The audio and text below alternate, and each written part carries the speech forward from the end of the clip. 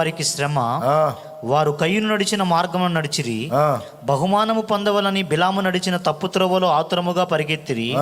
కోరహు చేసినట్లు తిరస్కారము చేసి నశించిరి. ఇప్పుడు ఈ ముగ్గురు ఎక్కడ ఉన్నారు ఊహించండి మీరు. ఈ ముగ్గురు ఎక్కడ ఉన్నారు ఊహించండి.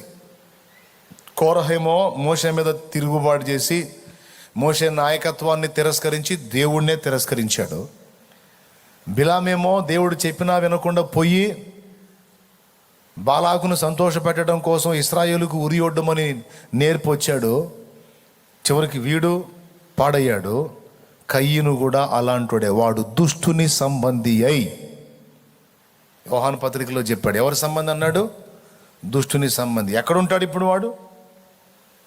వాని సంతతి కూడా లేదు భూమి మీద, తెలుసా మీకు? జలప్రళయం అప్పుడు నశించిపోయిన సమూహం అంతటిలో చాలామంది కయ్యను సంతతి.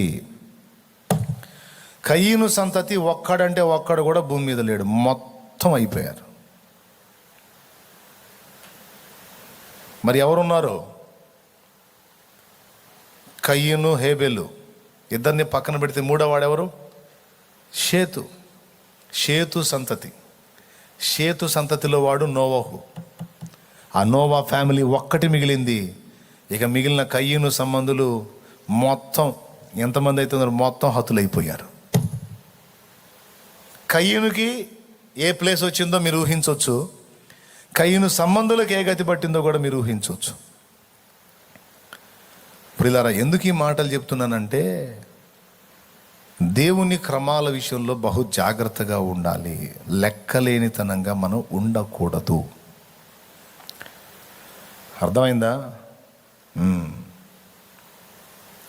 ఒక్క దానిలో బ్యాలెన్స్ మిస్ అయితే వరుసగా పడిపోయినాయి వికెట్లను. చూడు, టక టక టక అన్ని విషయాల్లో తేడా పడ్డాడు. చూడు, గనుక దేవుని వాక్యాన్ని అనుసరించి బ్రతికే జీవితం శ్రేష్టమైన జీవితం. అర్థమైందా? అర్పణలో శ్రేష్టత మాత్రమే కాదు, బ్రతుకులో శ్రేష్టత ఉండాలి. ఆ పాయింట్ ఒక్కటి మీ మనసులో నాటి నేను ముగిస్తాను. దేవుని దృష్టిలో శ్రేష్టమైన జీవితం ఏది అంటే, ఆయన మాటలను అనుసరించి బ్రతకడానికి పరితపించేటువంటి జీవితమే శ్రేష్టమైనది.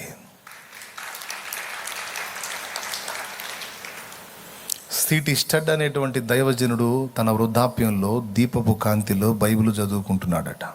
మొన్న చెప్పా, మళ్ళీ చెప్తా, ఒక ఆణిముత్యం, అందుకే చెప్తా. మరొక సోదరుడు, అయ్యగారు ఇంత చీకట్లో అంత కష్టపడి ఎందుకయ్యా బైబిల్ చదువుతున్నారు? ఇప్పటికి ఎన్నోసార్లు చదివి ఉంటారు కదా, ఇప్పుడు ఎందుకు చదువుతున్నారు? ఏదన్నా ప్రసంగాన్ని సిద్ధపడుతున్నారా? బోధ చేయటానికి అంశాన్ని రెడీ చేసుకుంటున్నారా అని అడిగితే, కాదయ్యా, నా జీవితంలో నేను నెరవేర్చకుండా వదిలేసిన వచనాలు ఇంకా ఏమేమి ఉన్నాయో వెతుక్కుంటున్నాను అన్నాడట. నేను ఇంకా ఏ వచనాలు అనుసరించి బ్రతకకుండా మిస్ అయ్యానో అవి వెతుక్కుంటున్నానయ్యా. అంటే ఆ వచనాలని తన జీవితానికి పోల్చుకొని చూసుకొని ఇంకా ఏ విషయాల్లో తను తప్పిపోయాడో వాటిని దిద్దుకోవడానికి. ఎందుకంటే నా టైం అయిపోతుంది, నాకు ఏజ్ వచ్చేసింది, నాకు ఎప్పుడైనా రావచ్చు పిలుపు. గనుక నన్ను దేవుడు పిలవక మునిపే ఆయన వాక్యం అనే కొలబద్దలో నా బ్రతుకుందా లేదా అనేది నేను చూసుకుంటున్నానయ్యా అన్నాడు. అందుకే ఆయన వెళ్ళిపోయి చాలా కాలమైనా ఇంకా మన దగ్గర సజీవంగానే ఉన్నాడు. ఆయన మౌనంగా సాక్ష్యం ఇస్తానే ఉన్నాడు. అతడు మృతి నొందియు మనతో మాట్లాడుచున్నాడని హేబెలుని గురించి చెప్పబడినట్లు పరిశుద్ధుల గురించి కూడా అదే. శ్రేష్టమైన జీవితం దేవుని ఎదుట ఏది అంటే, ఆయన మాటను అనుసరించి బ్రతకడానికి పరితపించిన జీవితం.